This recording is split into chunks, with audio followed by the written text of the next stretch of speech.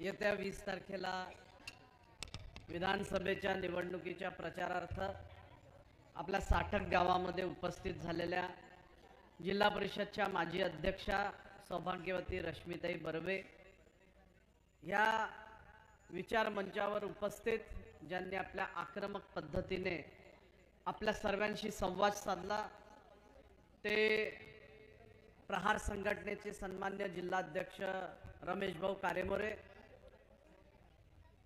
आपल्यामध्ये उपस्थित या कनान नगरीचे माजी नगराध्यक्ष सन्मान्य शंकरराव चांदे, धोपटे भाऊ, आमचा नगरदनचा माजी सरपंच प्रशांत कांबडी भाऊ, या मंचावर उपस्थित भोयर साहेब, लच्छोरेजी, झाडे साहेब, चिखले साहेब, तडस भाऊ, आपल्या गावाचे प्रथम नागरिक आणि सरपंच सन्मान्य बर्वेजी, सौभाग्यवती आमच्या चांदेताई, नकुल भाऊ आणि उपस्थित सर्व मंचावरची पाहुणे मंडळी, गावातली सर्व वडीलधारी मंडळी, महिला भगिनी, सर्व युवा तरुण कार्यकर्ते आणि उपस्थित मित्रांनो, 20 तारीख ही आपल्या सर्वांसाठी अत्यंत महत्त्वाची आहे. आपल्याला आपल्या मतदारसंघामध्ये कोणाला आमदार बनवायचं आणि आपल्या मतदारसंघाच्या विकासाची पुढची चाबी कोणाच्या हातात द्यायची असा अत्यंत महत्त्वपूर्ण निर्णय घ्यायचा आहे. आणि तो निर्णय घेत असताना आपल्याला सर्वांना अत्यंत विचारपूर्ण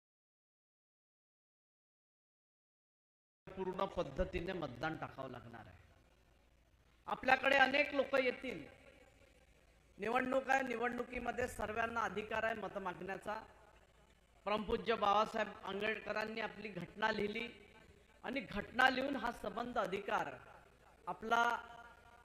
आपलं मत देण्याचं आणि निवडणूक लढण्याचं आपल्याला अधिकार बाबासाहेबांनी दिलेला आहे. आणि म्हणून अनेक लोक येतील आपल्याला मतं मागतील. मी काही निवडणूक आहे म्हणून कोणचं आश्वासन द्यावं ते मला कधी जमत नाही. मी आश्वासनं कधी दिले नाही. आश्वासनं फक्त तीच मंडळी देते जी आश्वासन पूर्ण करू शकत नाही. मी कृतीमध्ये विश्वास ठेवतो. मी करून दाखवण्यामध्ये विश्वास ठेवणारा माणूस आहे. आजपर्यंत माझं जे काही राजकारण उभं झालं ते विश्वासाचं राजकारण मी उभं केलं. मी जेव्हा जेव्हा आमदार झालो, मंत्री झालो, पण लोकांची कामं करत असताना स्वार्थ नाही ठेवला. आत्ता जसं रवीनी सांगितलं आपल्या प्रास्ताविकमध्ये की राजेंद्र बाबूंनी अमुक वस्तू दिली, याचं ऑपरेशन झालं का, अमुक तमुक जे काही त्यांनी सांगितलं. रवी, ही सर्व उपकाराची भाषा आहे. आम्ही लोकप्रतिनिधी आहोत, जनतेचे सेवक आहोत. जनतेच्या दुःख सुखामध्ये उभं राहणं हे आमचं अर्ध कर्तव्य आहे. ते आम्हाला करावंच लागतं. काही आम्ही मोठं काम केलेलं नाही. हे सांगून मतं घ्यायचे नसतात. मतं घेण्यासाठी मतदाराच्या हृदयामध्ये आपलं स्थान निर्माण व्हायला पाहिजे. मतदाराला वाटलं पाहिजे की नाही, मी जर ह्या माणसाला मतदान टाकलं तर माझं भविष्य ह्या माणसाच्या माध्यमातून सुरक्षित राहू शकतं आणि म्हणून मी या माणसाला मतदान टाकणार आहोत. ही भूमिका राजकीय माणसाची राहायला पाहिजे. आजकाल आम्ही राजकीय लोक खूप बदनाम झालेलो. निवडणूक आली का निवडणुकीमध्ये वाटेल तसे आश्वासनं द्यायचे, वाटेल तसे निवडणुकीचे पहिले कार्यक्रम लावायचे, वाटेल तशा पद्धतीची भूमिपूजनं लावायचे आणि मतं घेऊन घ्यायचे. मी जेवढे वर्ष रमेश भाऊ आमदार होतो, मंत्री होतो, मी भूमिपूजनांमध्ये कधी विश्वास नाही ठेवला. भाऊ, मी तुला सांगतो, मी भूमिपूजनाच्या कार्यक्रमात जाऊच नाही. मी त्या कॉन्ट्रॅक्टरला आणि इंजिनियरला सांगायचो, अरे बापू, तू कॉन्ट्रॅक्टर आहे ना, तुला हे काम भेटला, तू मटेरियल कोणत्या दिवशी टाकशील तो दिवस सांग, तुझ्या लेबरच्या झोपड्या केव्हा लागणार आहे, आणि तू काम सुरू करण्याच्या पहिले कोणी बी कॉन्ट्रॅक्टर तोही पूजा करते, तू ज्या दिवशी पूजा करन त्या दिवशी मी भूमिपूजनाला येईन. नाही तर मी भूमिपूजनामध्ये विश्वास ठेवणारा माणूस नाही. ते हिरवा बोर्ड लावायचा आणि तो बोर्ड तसाच पडला, त्याच्यात काही अर्थ नाही. आपण लोकांनी आपल्याला प्रतिनिधी निवडून पाठवलेला आहे. मेहनत तुमची आहे ना. तुम्ही मेहनत करता, पैसे कमवता, टॅक्सच्या रूपामध्ये राज्याच्या तिजोरीमध्ये ते पैसे जातात आणि तुम्ही ते पैशाचा विनियोग व्यवस्थित व्हावा आणि तो व्यवस्थित खर्च गेला पाहिजे म्हणून आमच्यासारखे लोकप्रतिनिधी निवडून पाठवतात. आमच्या खिशातून पैसे खर्च होऊन राहिले का? एखादा रस्ता बनला, एखादी योजना आली, एखादं काम झालं तर त्याच्यात आमचा कोणचा हे आहे? आम्ही कोणते आम्ही होर्डिंग बॅनर लावायचे, असं केलं तसं केलं, मला नाही जमत ते होर्डिंग बॅनर कायसाठी लावायचे? पैसे तुमचे आणि होर्डिंग बॅनर आम्ही लावून राहिलो. नाही, हे नाही चालणार. तुमचे पैसे आहे, तुमचे पैसे कसे खर्च करायचे याच्यासाठी खासदार, आमदार, जिल्हा परिषद, सरपंच, आम्हा सर्व लोकांना तुम्ही पदावर बसवता. हे आमचं काम आहे, हे आम्हाला करावंच लागणार आहे आणि ते निस्वार्थ भावनेने करायचं असतं. त्याच्यात काही कोणी माणसांनी आपलं हे सर्व लावून आपल्या पाठीशी आपली पाठ थापवून घ्यायची. राजेंद्र मोळक त्याच्यातला नाही. उलट टपाली तुमची चर्चा व्हायला पाहिजे. गुजरीत, पाणठेल्यावर, मयतीमध्ये, लग्नामध्ये, साखरपुड्यात, इकडं तिकडं जिथंही कोणी बसले असेल, सकाळी लोकांनी चर्चा केली नाही. राजेंद्र मोळकमुळे ही इमारत दिसत आहे, राजेंद्र मोळकमुळे हा प्रकल्प दिसत आहे. याला सर्वात मोठी ॲडव्हर्टाइजमेंट म्हणते. होर्डिंग बॅनरने ॲडव्हर्टाइजमेंट नाही. माणसाची चर्चा जनतेने केली पाहिजे. आमची चर्चा जेव्हा तुम्ही लोक करता ना आमच्या आडमध्ये, तेव्हा बरं वाटते. आपलीच चर्चा, आपलंच होर्डिंग, आपलंच बॅनर लावून आपली वावा करण्यामध्ये माणूस मोठा होत नसतो. माणूस मोठा तेव्हा होतो जेव्हा तुमच्या पडद्या आड तुमची वावा होते, या तुमच्या पडद्या आड तुमच्या चुका सांगितल्या जातात. कोणी माणूस देव नाही. आम्ही बसलो, आम्ही कोणी देव नाही आहे, आम्ही काही भगवंत नाही आहे. आमच्या हातातून चूक होऊ शकते.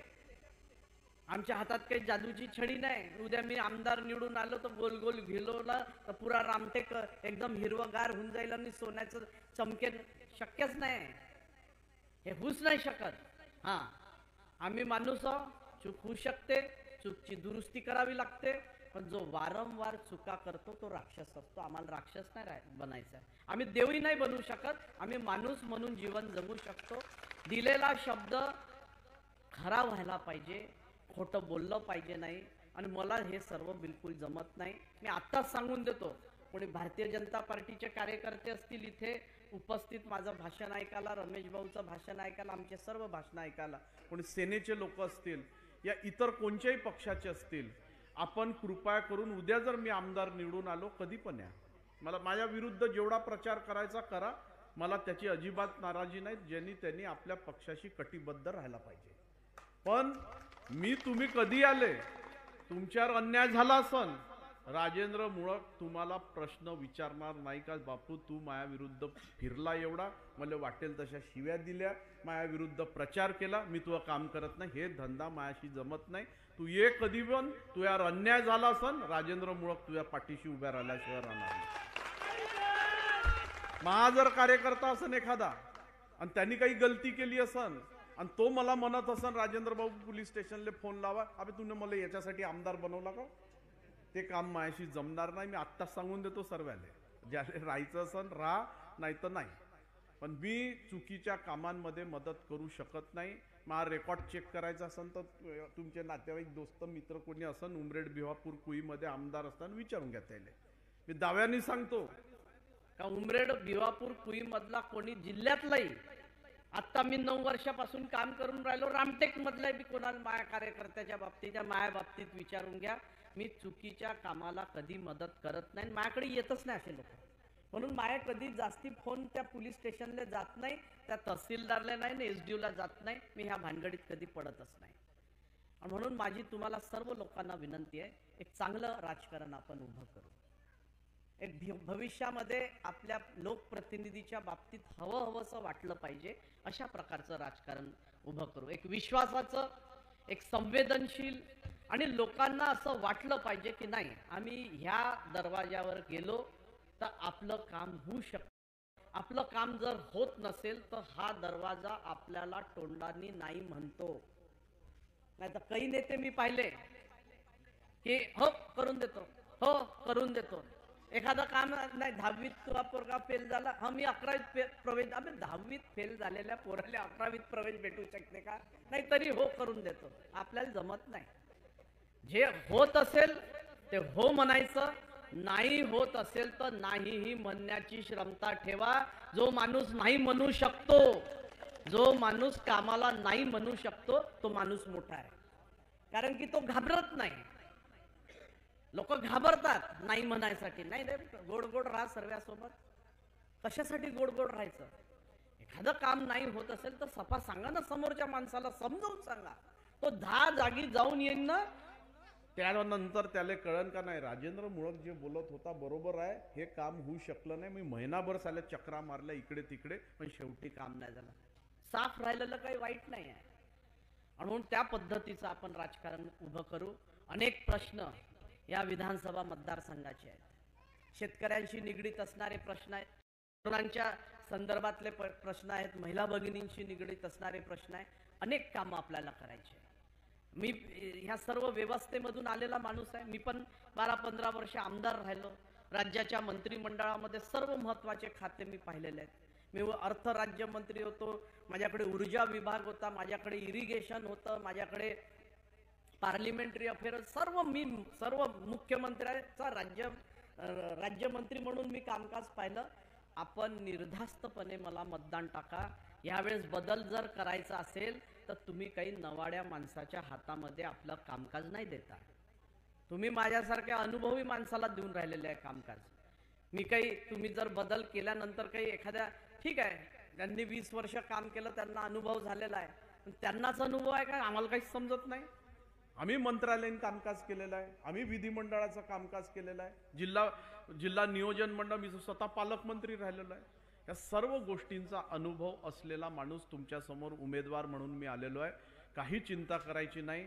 ज्या दिवशी आमदार बनेल त्या दिवशीपासून दुसरी 5 वर्षाची आपली कसरत काढण्यासाठी दुसऱ्याच दिवशीपासून कामाला लागणारा मी माणूस आहो. तुम्ही त्याची चिंता करायची नाही. कधी तुमची गरज पडली, काही कामं आले, रामटेकला माझा खाली ऑफिस आहे, वरती घर आहे, त्या तिथे कधी या.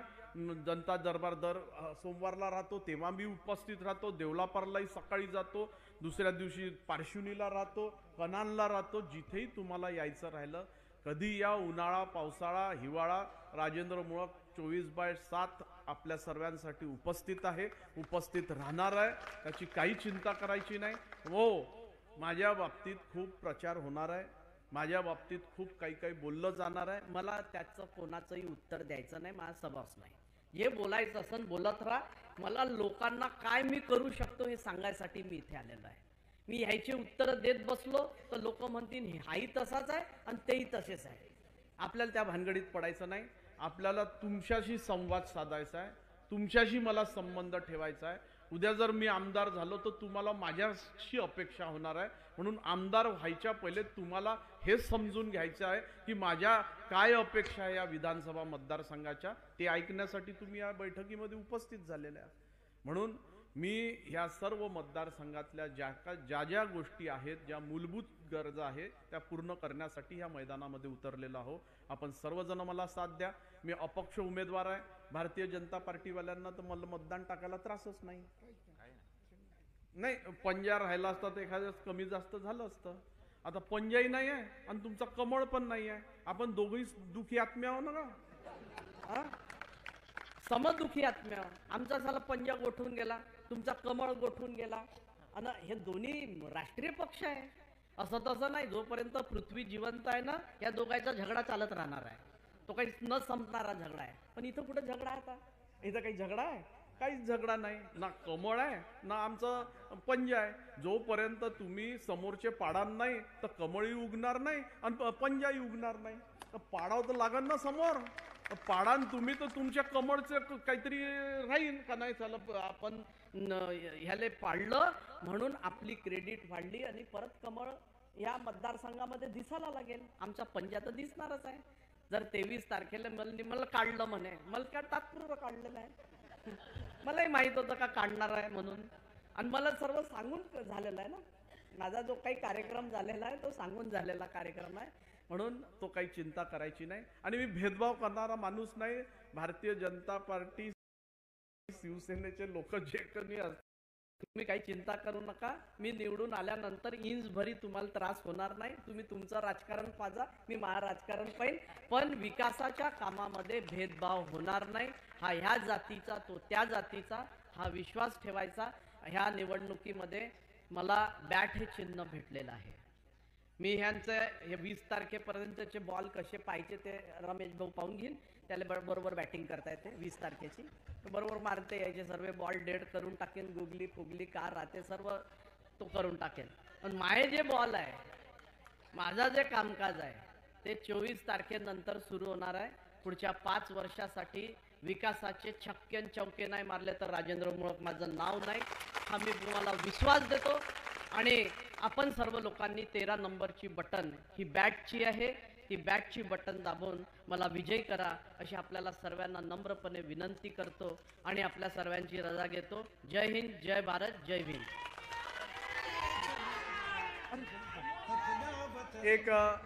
एक मिनिट थांब.